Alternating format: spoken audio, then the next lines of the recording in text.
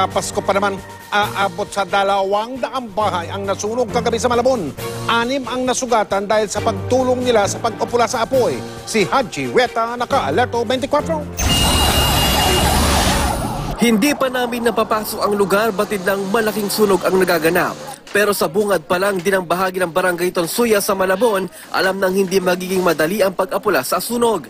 Nilalamon na noon ng apoy ang maraming bahay pero ang mga truck ng bumbero hirap ang pasukin ang lugar. Looban kasi ito at masikip ang daan papasok. Napakalaki na yung apoy at yung mga bahay talagang wala nang natira talaga natubok na itong malaking sunog dito sa Tonsuya, Malabon. Hanggang sa ngayon ay talagang patuloy pa rin pagtupok na apoy sa mga maraming kabahayan dito. Alas 8 ng gabi nagsimulang sunog na umakyat agad sa ikalimang alarma.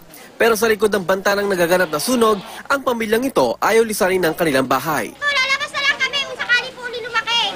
Ano na lang po gagawin namin. Tulungan nyo kami kuya kasi pangalawang sunog na to. Nakaraan na sunog na uli kami, di ba? Nakaraang March. O pangalawa na. Sana matulungan uli kami ng gobyerno ngayon. Hating gabi nang ideklarang fire out ang sunog. Isa sa kuryente puro yata yung nabuna. So parang jumper na short, tapos bigla pong lumaki yung apoy. Tinatayang di bababa sa 2 million pesos ang halaga ng mga nasunog na ari-arian.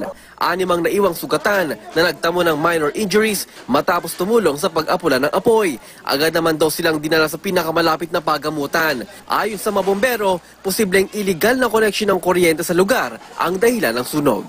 Haji Rieta, naka-alerto 24.